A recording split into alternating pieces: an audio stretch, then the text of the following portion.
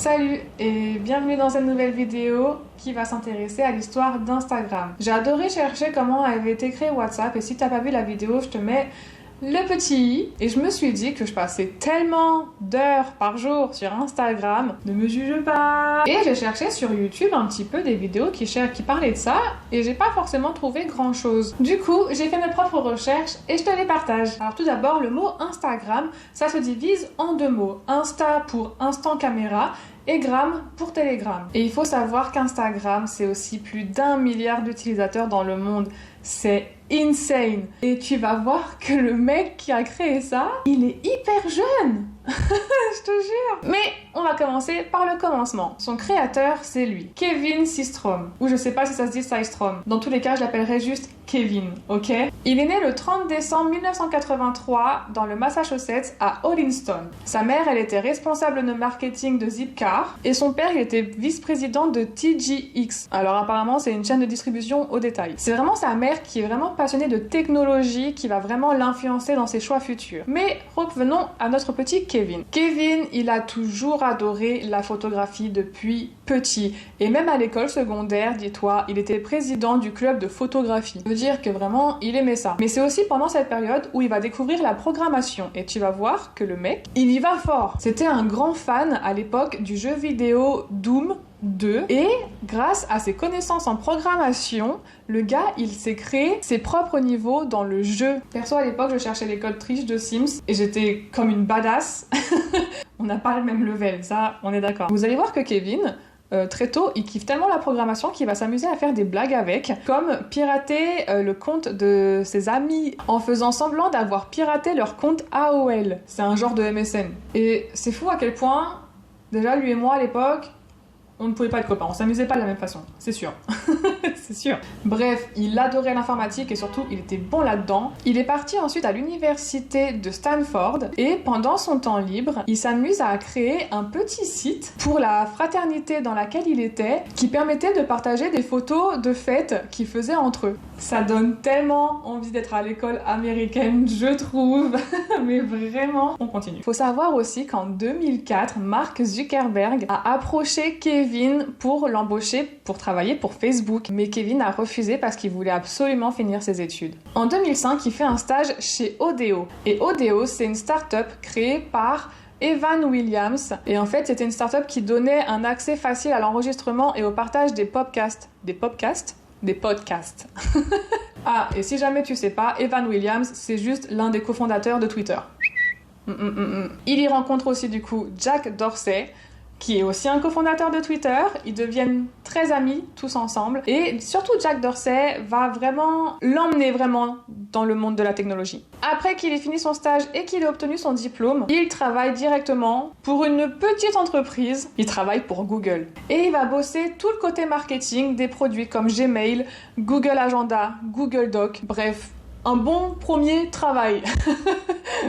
C'est quand même un level pas trop mal pour commencer dans la vie. En 2009, il quitte Google pour rejoindre une start-up dont les ex-travailleurs Google ont créé. Et en fait, c'était un site de recommandation de voyage. Et Kevin, il avait du coup beaucoup plus de temps libre. Donc, il s'amusait à faire du codage.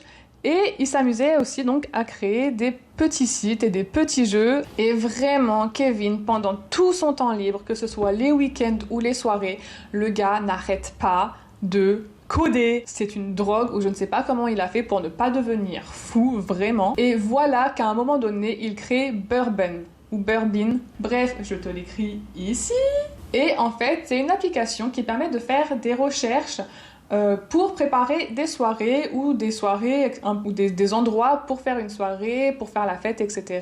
Est-ce que tu comprends le principe? Et ça permet également de poster des photos des lieux et des soirées que tu as faites. Comme ça, ben, les gens peuvent les voir et ça incite les gens à aller dans ce coin ou dans ce coin. T'as compris le principe. En 2010, Kevin, il participe à l'événement Hunch. C'est un événement qui regroupe plein de startups à la Silicon Valley. C'est là-bas qu'il réussit à convaincre les représentants de Baseline Venture et d'investir dans un projet de 500 000 $ dans son site. Et grâce à cet argent, du coup, il démissionne de Nextop. Ah oui, j'ai pas dit, mais l'entreprise dans laquelle il travaillait, c'était Nextop, l'entreprise de voyage. Et là, il commence à embaucher des personnes et à se consacrer à 200% à Burbine. Et pendant cette période, Kevin, il a son petit rituel d'aller au coffee bar d'à côté, là où il rejoint très souvent Mike Krieger. C'était un ancien pote à lui, on va dire, au lycée. Ils s'entendaient comme ça en mode bonne connaissance. Mais vraiment, ils se sont retrouvés dans ce coffee. Lui, il était ingénieur, Mike. Et en fait, il parlait énormément de Burbine. Tu vois, ils échangeaient pas mal sur leur projet. Et ils ont créé une très belle amitié, tous les deux. Et Kevin a proposé à Mike de devenir cofondateur de Burbine. Mike a, lui, donc démissionné de son travail et a rejoint l'entreprise de Kevin. Et ils sont comme ça maintenant. Et tous les deux, ils parlent beaucoup de comment gérer l'affaire, comment émanciper le truc. Et ils se disent qu'en fait, la photographie, c'est vraiment la fonction la plus populaire de Burbine. Donc, ils veulent se consacrer juste à ça. Donc, ils ont créé une autre petite plateforme, mais ça n'allait pas.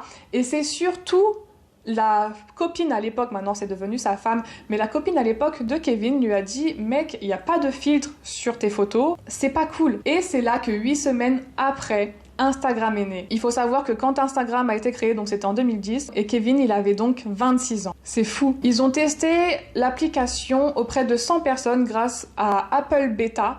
C'est une plateforme pour créer les applications et pour surtout les tester. Et les retours ont été extrêmement positifs. Le 6 octobre 2010, Kevin ajoute Instagram à Apple Store. En quelques jours seulement, Instagram est téléchargé plus de 25 000 fois. C'est incroyable. Au bout d'une semaine, Instagram est téléchargé plus de 100 000 fois. L'ascension, elle est complètement dingue. On connaît aujourd'hui le succès d'Instagram. Aujourd'hui, c'est plus d'1 milliard d'utilisateurs. C'est en avril 2012 que notre cher Facebook, je voulais dire, Facebook rachète Instagram pour 1 milliard de dollars. Comparé à WhatsApp, j'ai l'impression que c'est rien. Je ne sais pas s'il s'est fait douiller ou pas. Bref. Et Kevin déclare alors « Instagram ne part pas. Nous allons travailler avec Facebook pour faire évoluer Instagram et construire un réseau commun. » Mais j'ai envie de te dire, ce qui devait arriver arriva. Et Kevin et Mike partent d'Instagram à la suite d'un conflit avec Mark Zuckerberg en septembre 2018. Alors j'essaie de comprendre quel était le conflit, j'ai essayé de chercher et franchement j'ai pas forcément trouvé. Faut juste savoir que c'est la même année où Jan Koum est parti du conseil d'administration de Facebook. Donc je ne sais pas ce qui s'est passé. J'ai l'impression que Mark Zuckerberg, j'ai l'impression qu'il a vraiment très peu d'amis ou qu'il se passe quelque chose avec lui et c'est difficile de penser quelque chose de Mark Zuckerberg, je trouve. Bref, il n'est pas notre sujet du jour. Notre sujet du jour, c'est Kevin Systrom, ou Systrom, je ne sais toujours pas le dire. Je trouve l'histoire de Kevin très inspirante, même si l'histoire est différente de celle de Jan Koum. Ça reste deux personnes qui ont travaillé pour l'amour de la technologie, et lui, en plus de ça, il avait vraiment la photographie. Ah oui, il faut savoir que tu sais, les formats carrés que tu trouves sur Instagram, en fait, il a fait un voyage en Italie quand il était, je crois, à la fac ou en école secondaire, et son professeur avait un appareil photo à l'ancienne, tu sais, et donc qui développait des photos carrées, et du coup, il s'est inspiré de ça pour créer Instagram, d'où les photos carrées. Maintenant, on peut un petit peu échanger, etc. Mais voilà. Aujourd'hui, Kevin est marié, il a 31 ou 32 ans, et ce mec est simple, ce mec est posé. Quand tu le regardes en interview, quand tu le regardes parler, etc., il a juste créé un truc qu'il a fait kiffer parce qu'il adorait la technologie, parce qu'il adorait la photographie, il adorait partager avec les gens, tout simplement. Et voilà, franchement, on ne peut que respecter ce genre de personnes, franchement, qui créent quelque chose qui, aujourd'hui, je vais pas dire que ça a changé le monde non plus, mais franchement, c'est tellement ancré dans notre société d'avoir Instagram, ou du moins un réseau social. Voilà, c'était vraiment un plaisir de te raconter l'histoire de Kevin. Franchement, de Kevin, j'ai l'impression que je parle de mon pote. C'est horrible. Et voilà, je pense que tous ceux qui utilisent Instagram aujourd'hui ne connaissent pas la personne qui a créé cette application, ce réseau social, et du coup je suis contente de te l'apprendre. Je suis contente aussi de l'avoir apprise parce que c'est vrai qu'on utilise quelque chose, on sait même pas d'où ou de qui ça vient. Je te dis à très vite pour une autre histoire un petit peu inspirante comme ceci. J'adore faire ce genre de vidéos, en tout cas dis-moi si ça te plaît. Abonne-toi pour avoir d'autres vidéos dans ce genre. En attendant, je te souhaite une agréable vie et ciao!